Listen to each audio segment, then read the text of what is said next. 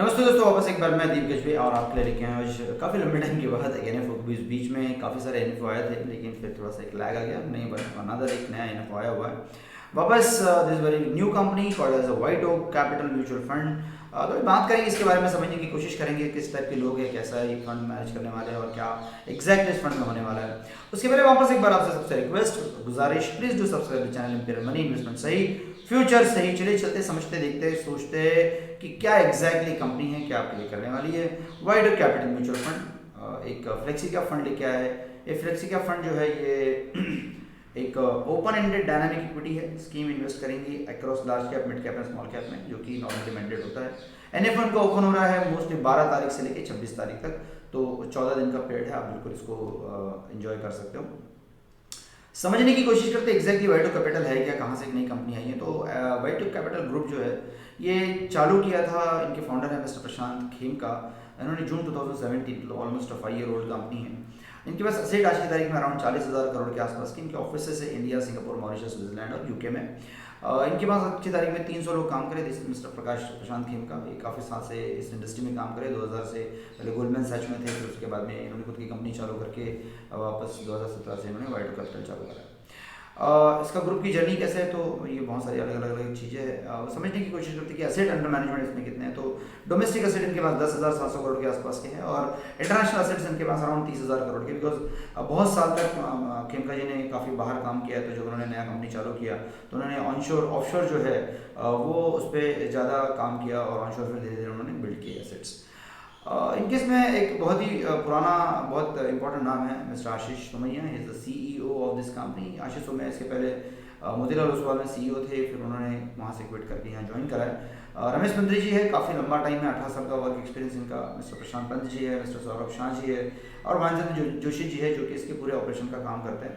Mister Ramesh मंत्री जी जो है वो मोस्टली इनका अभी वाला जो फंड है इसको मैनेज करने वाले हैं। बैकग्राउंड क्या है, तो इनको इन्वेस्टमेंट ही आता है, ऐसा इन लोगों को बोलना है। मेरे साथ भी जब मीटिंग हुआ था, आई ऑल्सो कम अक्रॉस के there into only into investments, they understand only पैसे बनाना आता है, बाकी दूसरा कुछ काम उनसे मत करवाइएगा। इंपॉर्टेंट पिलर क्या है, तो लोग है, प्रोसेस है, उसके बाद फिलॉसफी है, पोर्टफोलियो कंस्ट्रक्शन है। नॉर्मली जैसे कि सारी ऑलमोस्ट कंपनी में रहती है। इंपॉर्टेंट पिलर्स ऑफ इन्वेस्टिंग क्या, philosophy. So that is very very important that what philosophy, so they understand the philosophy called as great businesses and great valuation. So these are two important portfolio understanding what these guys are having. Superior return देने की बात करते हैं, valuation की बात करते हैं, intrinsic value plus present value की और फ्यूचर कैश फ्लो की बात करते हैं, वैल्यू एक्सेस रिटर्न्स की बात करते हैं। तो ये थोड़ा समझने की कोशिश करेंगे कि प्रोसेस, इनकी फिलोसफी क्या है, इनकी प्रोसेस है। तो काफ़ी प्रोसेस ओरिएंटेड कंपनी, चूंकि अभी 40,000 करोड़ की कंपनी है, तो सटनली बिना प्रोसेस के इतना बड़ा कंपनी खड़ा होता नहीं है। तो वैसा एक पूरा प्रोसेस उन्होंने अडॉप्ट किया हुआ है। इंपॉर्टेंट पिलर्स क्या है, तो portfolio construction. Portfolio construction is the most important aspect I believe, because that is how actually we everybody need to look into. तो ये अल्फा कैसे जनरेट करते हैं, तो अलोकेशन का इफेक्ट देखते हैं और साथ में सिलेक्शन इफेक्ट देखते हैं। दोनों का इफेक्ट मिला के अल्फा का इफेक्ट लोग पोर्टफोलियो में जनरेट करते हैं। Impossible to predict the sectoral leadership, जैसे कि यहाँ पे देख रहे हैं आपकी हर वक्त में अलग अलग सेक्टर्स परफॉर्म करते हैं। तो सेक्टर की लीडरशिप को जो है वो टाइगर, मैं भी बहुत बार बोलता हूँ कि सेक्टर फंड हम लोग बहुत कम लेते हैं। The reason is very simple, कौन सा सेक्टर कब चलेगा नोबडी नोज। कभी कभी 3-4 साल तक चलने नहीं चलने वाला सेक्टर 15-20 दिन में, 40 दिन में, 50 दिन में पूरे 4-5 साल के रिटर्न दे देता है, लेकिन वो कब देगा दैट नोबडी नोज। तो वो लेकिन आंखों की किरकिरी बने रहती है। तो दैट इज बहुत ही सही स्लाइड उन्होंने बनाई है। Taking screw bet on a particular style can result extreme result, मतलब वापस उसमें भी ये है कि अपने किसी स्टाइल के बारे में आप गए तो भी एक्सट्रीम रिजल्ट देगा, लेकिन एक्सट्रीम डाउन साइड भी दिखाएगा। सो that is also the other story, normally ऐसा होता है। मार्केट कैप विनर की रोटेटिंग, मार्केट कैप के विनर हमेशा रोटेट होते रहते हैं, कभी स्मॉल कैप चलता है, कभी लार्ज कैप चलता है, कभी मिड कैप चलता है। तो ये तो स्टोरी चलते रहती है, बहुत बड़ा इशू नहीं है। Availability of broad spectrum business in small cap segment, small cap में बहुत बड़ा सेगमेंट ब्रॉड स्पेक्ट्रम अवेलेबल है, बिल्कुल सही बात है। हायर परफॉर्मेंस देते हैं, मिड एंड स्मॉल कैप से आपको ज़्यादा अच्छा हायर परफॉर्मेंस मिलता है। वाइडो कैपिटल ये जो फ्लेक्सी का फंड लेके आ रहे हैं, इसमें क्या होगा 12 से 16 तारीख 24 तारीख के बीच में, इसमें क्या करेंगे ये लोग, स्कीम का कैटेगराइजेशन करेंगे। टॉप 100 मार्केट कैप 101 से 250 और 251 से आगे का। लार्ज कैप में 80 से 100% के आसपास का पोर्टफोलियो रहेगा। मिड कैप में मतलब दिस इज हाउ एक्चुअली ये लोग जो ये अलोकेशन जो है इसको यहाँ पे ऐड करेंगे। लार्ज कैप इनके पास अराउंड मतलब मान के चलो जब इनको जो चीज़ समझ में आएगी तब वो चीज़ करेंगे। फ्लेक्सी कैप का मैंडेट ही है फंड मैनेजर को जो समझ में आ रहा है वो करते हैं, right. So that is how actually they come across the fund manager को, ताकि उनको जो सेगमेंट है सेगमेंट को रोटेट करने की फ्लेक्सिबिलिटी रहे। इन्वेस्टमेंट यूनिवर्स देखेंगे, एनालिसिस करेंगे, उसके बाद डिसीजन लेंगे, उसके बाद सेक्टरल वेट देखेंगे, उसके बाद मार्केट कैप टिल्ड करेंगे और ये इसका आउटपुट आएगा। बेनिफिट क्या है सेक्टर, सी फ्लेक्सी कैप कोई भी फंड हो, this is not very first time they are coming out with flexi cap, but कोई भी flexi cap most important aspect is fund manager is having the flexibility to rotate the segment and that is the best part of the flexi cap। मुझे लगता है मतलब SIP type की जो चीज़ें है वो फ्लेक्सी कैप में ही करनी चाहिए, ताकि फंड मैनेजर को पोर्टफोलियो रोटेशन करने के लिए एक फ्लेक्सिबिलिटी बाय डिफॉल्ट उसके पास देता है। नहीं तो क्या होता है कोई लार्ज कैप में या फिर मल्टी कैप में या फिर मिड कैप में या स्मॉल कैप में SIP जो है वो नॉर्मली हम लोग भी नहीं बोलते। The reason is very simple, और पोर्टफोलियो मैनेजर के पास ना फ्लेक्सिबिलिटी जो है वो होती नहीं है। Why talk flex cap, no market cap bias, जैसा मैंने बताया, सेक्टर बायस बैलेंस का कोई इशू नहीं है और पोर्टफोलियो डाइवर्सिफिकेशन बाय डिफॉल्ट उनको मिल जाएगा।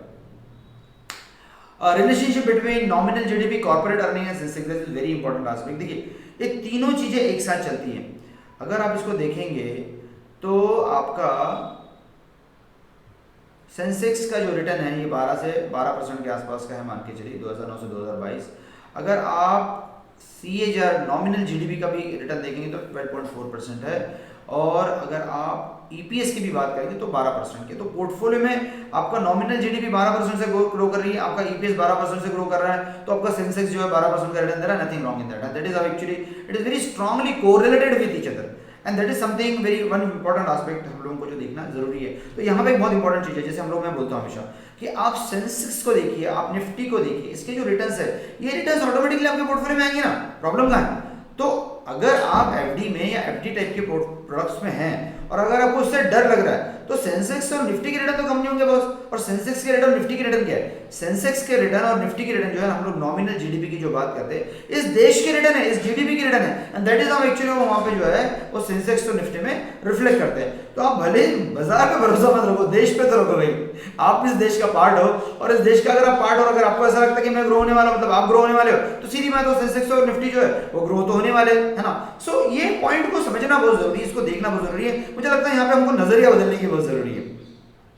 नाउ साइकिल जो है वो इम्प्रूवमेंट होती है डिकेड आफ्टर डिकेड। तो ये वाला डिकेड जो अलग था, ये वाला डिकेड अलग था और ये वाला डिकेड अलग है। सो हर डिकेड अलग है और ये हमको समझना बहुत जरूरी होता है। क्या फैक्टर सपोर्ट करते हैं, market share, China plus one policy, surge in global tech spend जो है इंडिया में जो हो रही है, स्ट्रॉन्ग डिमांड जो आ रही है रियल एस्टेट की, और इंक्रीजिंग कमोडिटीज प्राइसेस, ये सारी चीज़ें इंडिया को एक अच्छा जो है बाजार बनाती है। और ऐसे इसमें बहुत सारी जो सेक्टर्स है, यहाँ पे कौन से सेक्टर से बेनिफिट होंगे, तो पेंट, पाइप, टाइल्स ये बेनिफिट होंगे मार्केट शेयर से। यहाँ पे स्पेशलिटी केमिकल्स इस टाइप के sectors, IT services, real estate और मेटल्स, तो ये उनको जो है थोड़ा बायोटो कैपिटल को असर करेगा, यहाँ पे थोड़ा सा एक्सेलरेशन बिल्ड होते हुए नजर आता है। नाउ रिफॉर्म्स ऑल्सो आएंगे, और रिफॉर्म्स जब आते हैं तो सरकारी बाजार बढ़ता है। तो दिस आर द पॉइंट्स जिससे कि रिफॉर्म्स आएंगे, ऐसा बायोटो कैपिटल को लगता है। हाई फॉरेक्स रिजर्व आज की तारीख में हमारे पास है, तो that is also another positive factor. India project to be third biggest economy by 2030, और बिलीव मी अगर इंडिया 2030 में जो है मतलब 2030 में अगर इंडिया थर्ड सबसे बड़ी इकोनॉमी अगर होती है तो बिलीव मी आपका पोर्टफोलियो क्या उसके साथ इनलाइन है कि नहीं ये देखना जरूरी, बिकॉज बाजार तो चले जाएगा ये ऊपर, मार्केट कैप भी ऊपर चले जाएगा, लेकिन अगर आपने पैसे उसमें नहीं डाले तो आपके पैसे ऊपर नहीं जाएंगे और फिर आप वो FD के रिटर्न के साथ जिंदा रहेंगे। तो वो एक बार चीज देख लीजिएगा। आज भी अभी 2022 चालू है, 8 साल आपके पास अभी भी पैसा बनाने के है, बाद में आपको बुरा नहीं लगना चाहिए, right. And this amazing data actually. तो हम लोग डेटा पॉइंट की बात कर रहे हैं और उसका रिफरकेशन, उसके इंपॉर्टेंस क्या है हमारी जिंदगी में वो समझने की कोशिश कर रहे हैं, right. Now what rising in per capita income, consumption can grow marginally। तो अगर मीनिंगफुली कंजम्पशन ग्रो होता है, बिकॉज पर कैपिटा इनकम जब भी बढ़ता है कंजम्पशन उसका मीनिंगफुली ग्रो होता है। जब कंजम्पशन ग्रो होता है तो वो जो कंजम्पशन वाली कंपनी है उनकी अर्निंग ग्रो होगी, और जब उनकी अर्निंग ग्रो होगी तो सीधी बात है उसका पोर्टफोलियो बढ़ेगा, उसका पोर्टफोलियो बढ़ेगा तो वापस वही बात कि क्या वो आपके पोर्टफोलियो में है या नहीं है, is the question which you need to ask to yourself. आपको अपने आप को एक क्वेश्चन पूछना है।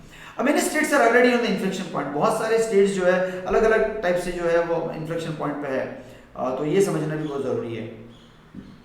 FIO they are non dedicated active funds 70% है, सोवेरियन 13% है, इंडिया डेडिकेटेड फंड सिर्फ 2% ही है। इंडिया डेडिकेटेड एक्टिव फंड्स 6% है, 2 और 6 मिला के 8% हो जाते हैं, और नॉन डेडिकेटेड पैसिव फंड्स 7% है। तो अगर आप एफआई बोलेंगे तो एफआई का टोटल पैसा कितना है मार्च 2022 में 625 billion exactly, and that is actually this FI money is important for us. Now FI कितना बिग आउटफ्लो आएगा, देखिए big FI flow minus big outflow in recent times minus who is selling is basically the very important data point जो यहाँ पे दिखाने की आप लोगों ने कोशिश की। अगर आप 2022 में देखेंगे तो सबसे ज़्यादा पैसा जो है वो डेडिकेटेड ईटीएफ फ्लो से आउटफ्लो हुआ है, इनफ्लो नहीं हुआ है।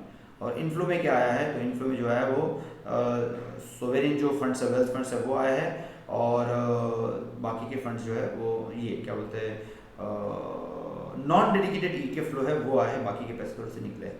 सो ये बहुत इंपॉर्टेंट डेटा है for India perspective, that is our things are. Equity market के फ्लोज की बात यहाँ पे हम लोग कर रहे हैं, अलग अलग क्रूड ऑयल की बात यहाँ पे हो रही है, concern about it is not something new.